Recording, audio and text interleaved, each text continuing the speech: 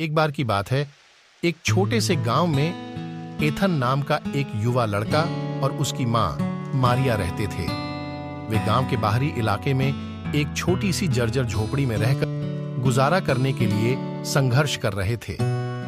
मारिया ने एक दर्जी के रूप में अथक परिश्रम किया, लेकिन उसकी कमाई मुश्किल से मेज पर खाना रखने के लिए पर्याप्त थी। एथन अपनी कम उम्र के बावजूद उनकी गंभीर स्थिति को समझता था और अपनी मां की मदद करना चाहता था। हर दिन स्कूल के बाद वह कुछ अतिरिक्त पैसे कमाने के लिए छोटी मोटी नौकरियों की तलाश में गांव में घूमता था। वह बुजुर्गों के लिए काम चलाता था, किसानों को उनके काम में मदद करता था और यहां तक कि उसकी कार्यशाला में लोहार की भी मदद करता था। एक दिन जब एथन गांव के चौराहे पर घूम रहा था, उसने एक बेकिंग प्रतियोगिता की घोषणा करते हुए एक विज्ञापन देखा। यह भव्य पुरस्कार एक बड़ी रकम थी जो उनके जीवन को हमेशा के लिए बदल सकती थी। जीतने की संभावना से उत्साहित होकर वह मारिया के साथ समाचार साझा करने के लिए घर चला गया। हालांकि मारिया को संदेह था, लेकिन उसने अपने बेटे की आंखों में आशा की चमक देखी और उसका समर्थन करने का फैसला किया। अपने सीमित संसाधनों के बावजूद वे एक साधारण सेब पाई के लिए सामग्री इकट्ठा करने में कामयाब रहे। एथन ने कुछ असाधारण बनाने के लिए दृढ़ संकल्प के साथ अपनी रेसिपी का अभ्यास करने और उसे बेहतर बनाने में घंटों बिताए।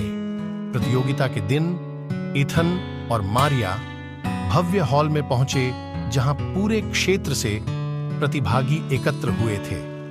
ताजी पके हुए पकवान की सुगंध हवा में भर गई, जिससे सभी के मुंह में पानी आ गया। जब एथन ने जजों के सामने अपनी विनम्र सेब पाई प्रस्तुत की, तो उसका दिल घबराहट भरी प्रत्याशा से दौड़ गया।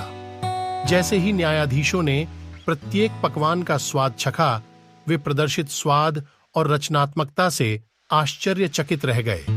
अंततः उनके लिए विजेताओं की घोषणा करने का समय आ गया। जैसे ही नाम एक एक करके पुकारे गए, एथन ने अपनी सांसें रोक लीं।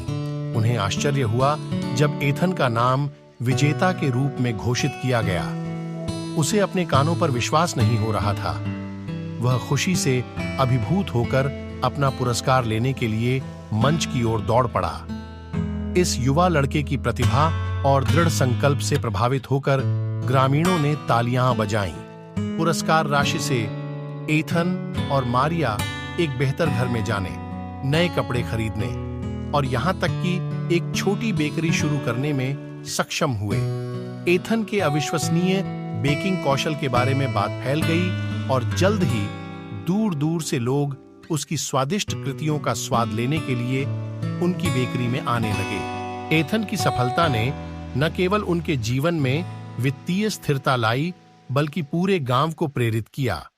उन्हें एहसास हुआ कि प्रतिकूल परिस्थितियों में भी कड़ी मेहनत, दृढ़ संकल्प और थोड़े से भाग्य के साथ सपने सच हो सकते हैं। एथन अपनी विनम्र शुरुआत को कभी नहीं भूला और जरूरतमंद लोगों की मदद करना जारी रखा।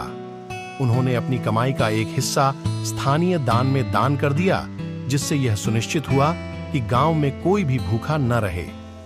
गांव वालों ने उसकी उदारता और दयालुता की प्रशंसा की, जिससे वह समुदाय में एक प्रिय व्यक्ति बन गया।